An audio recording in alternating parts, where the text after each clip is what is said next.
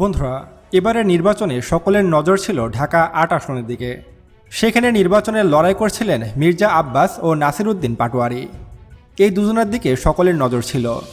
ইলেকশনের পরে যখন ফলাফল দিল তখন দেখা গেল যে ভোটের মাঠে এগিয়ে ছিলেন মির্জা আব্বাস এবং তিনি জয়যুক্ত হয়েছেন, এবং শাপলাকলি প্রতীক নিয়ে নাসির উদ্দিন পাটোয়ারি অল্প কিছু ভোটের ব্যবধানে হেরেছেন। কিন্তু কথা হলো, ভোটের মাঠে হেরে গিয়েও কি সংসদে যাওয়া সম্ভব? অভ্যস্ত দৃষ্টিতে অসম্ভব মনে হলেও রাজনীতির এই নতুন দাবা খেলায় ঠিক সেটাই ঘটেছে। মির্জা আব্বাসের কাছে ভোটে হেরেছেন ঠিকই, কিন্তু সংসদের দরজা তার মুখের ওপর বন্ধ হয়নি। পিছনের দরজা দিয়ে নয়, বরং রাজকীয় হালে বুক ফুলিয়ে সংসদে ঢুকতে যাচ্ছেন জুলাই বিপ্লবের অগ্নিকণ্ঠ নাসির উদ্দিন পাটোয়ারি। হ্যাঁ, যা শুনছেন তা ভুল কোনো তথ্য নয়, এটা একদম সঠিক তথ্য, এবং এমনটাই ঘটতে চলেছে। ঢাকা ৮ আসনে মির্জা আব্বাস বিজয়ী, কিন্তু নাসির উদ্দিন পাটোয়ারিও এমপি। এই অদ্ভুত সমীকরণটি কিভাবে মিলল, আসুন জেনে নিই।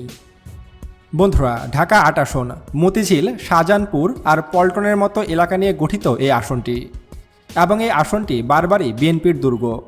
আর এই দুর্গের সেনাপতি মির্জা আব্বাস, যার অর্থবিত্ত, পেশিশক্তি এবং দশকের পর দশক ধরে তৈরি করা ভোট ব্যাংক সব মিলে তাকে হারানোটা অনেকটা বাঘের গোয়ায় ঢুকে বাঘ শিকারের মতো। মির্জা আব্বাসের সামনে নাসির উদ্দিন পাটোয়ারি ছিল একটি চোনপুঠির মতো, যার সম্বল ছিল কেবল জুলাই বিপ্লবের চেতনা, তারুণ্যের সাহস আর পরিবর্তনের স্বপ্ন। নির্বাচনের আগে বিশ্লেষকরা ধরেই নিয়েছিলেন যে আব্বাস অন্তত ২০ থেকে ৩০ হাজার ভোটের ব্যবধানে হেসে খেলে জিতে যাবেন। কিন্তু ফলাফল আসার পর সবার চোখ কপালে উঠল। মাত্র ৩ থেকে ৪ হাজার ভোটে মির্জা আব্বাস জয়ী হয়েছেন। মির্জা আব্বাসের মতো হেভিওয়েট প্রার্থীর বিরুদ্ধে এই সামান্য ভোটের ব্যবধান প্রমাণ করে দিয়েছে লড়াইটা কতটা হাড্ডাহাড্ডি ছিল। নাসির উদ্দিন পাটোয়ারি হেরেছেন, কিন্তু এই হার আসলে হারের চেয়েও বেশি কিছু। এটি একটি বিশাল নৈতিক বিজয় বা মোরাল ভিক্টরি। নাসির উদ্দিন পাটোয়ারি এখানে হেরে গিয়েও জিতে গিয়েছেন। কিন্তু আসল টুইস্টটা এখানেই। গল্প এখনও শেষ হয়নি, বরং এখান থেকে নতুন গল্পের শুরু হয়েছে। কারণ মির্জা আব্বাস যখন বিজয় মিছিলের প্রস্তুতি নিচ্ছেন, ঠিক তখনই খবর এলো নাসির উদ্দিন পাটোয়ারিও সংসদের টিকিট পেয়ে গেছেন। কিন্তু কিভাবে? যারা ভাবছেন এটা কোনো অলৌকিক ঘটনা, তাদের বলি এটা অলৌকিক নয়, এটা হলো জুলাই সনদের ম্যাজিক। গতকাল নির্বাচনে আপনারা শুধু এমপি নির্বাচনের জন্যই ভোট দেননি, আপনারা ভোট দিয়েছেন একটি ঐতিহাসিক গণভোটে। আর এই গণভোটে দেশের মানুষ ব্যালট পেপারে হা মার্কায় সিল দিয়েছে, এবং প্রায় ৬০% মানুষ এই হা মার্কায় সিল দিয়ে দেশের শাসন ব্যবস্থায় এক আমূল পরিবর্তন নিয়ে এসেছেন, যা ছিল অকল্পনীয় একটি বিষয়, যা বাংলাদেশের রাজনৈতিক ইতিহাসই পাল্টে দিয়েছে। ক্ষমতায় নতুন মোড় নিয়ে এসেছে, দেখা দিয়েছে এক নতুন বাংলাদেশের হাতছানি। আপনাদের হয়তো জুলাই সনদের কথা মনে আছে। জুলাই সনদে স্পষ্টভাবে বলা ছিল যে বাংলাদেশের সংসদ আর আগের মতো সংসদ থাকবে না। সংসদ হবে দ্বিকক্ষ বিশিষ্ট বা 2 হাউস পার্লামেন্ট। এর একটি হল হলো নিম্নকক্ষ বা লোয়ার হাউস, যেখানে 300টি আসন থাকবে, আর অন্যটি হলো উচ্চকক্ষ বা আপার হাউস, যেখানে আসন সংখ্যা 100। মির্জা আব্বাস জিতেছেন নিম্নকক্ষে। নিম্নকক্ষের নিয়ম হলো যিনি বেশি ভোট পাবেন তিনি জিতবেন।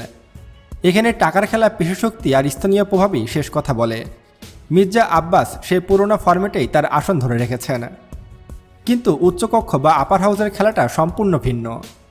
এখানে কোনো ব্যক্তি সরাসরি ভোটে দাঁড়ান না, এখানে ভোট হয় দলের নামে। একে বলা হয় আনুপাতিক প্রতিনিধিত্ব বা পিআর সিস্টেম। নিয়মটা খুবই সহজ। সারা দেশে একটি দল যত শতাংশ ভোট পাবে, উচ্চকক্ষের 100টি আসনের মধ্যে ঠিক তত শতাংশ আসন সেই দল পাবে। ধরা যাক নাসির উদ্দিন পাটোয়ারির দল এনসিপি সারা দেশে মোট ভোটের 5% পেয়েছে, তাহলে উচ্চকক্ষের 100টি আসনের মধ্যে 5টি আসন এনসিপি পাবে। আর দলের নিয়ম অনুযায়ী এই তালিকায় 1 নম্বরেই আছেন নাসির উদ্দিন পাটোয়ারির নাম। অর্থাৎ এই সংসদের উচ্চকক্ষে নাসির উদ্দিন পাটোয়ারি অবশ্যই থাকবেন। অর্থাৎ নাসির উদ্দিন পাটোয়ারি জনগণের সরাসরি ভোটে অল্পের জন্য হারলেও জনগণের দলীয় ভোটের সমর্থনে তিনি ঠিকই আইন প্রণেতা হিসাবে সংসদে যাচ্ছেন। তাহলে সংসদে গিয়ে নাসির উদ্দিন পাটোয়ারির কাজ কী হবে, আর মির্জা আব্বাসের কাজটাই বা কী হবে, চলুন জেনে নিই। এখানে তৈরি হচ্ছে এক চমৎকার ফিউশন। মির্জা আব্বাস একজন অভিজ্ঞ পার্লামেন্টারিয়ান। ঢাকার অলিগলি তার চেনা, এলাকার রাস্তাঘাট, ড্রেনেজ ব্যবস্থা বা স্থানীয় উন্নয়ন, এসব কাজ করে তিনি দীর্ঘদিন ধরে অভিজ্ঞতা অর্জন করেছেন।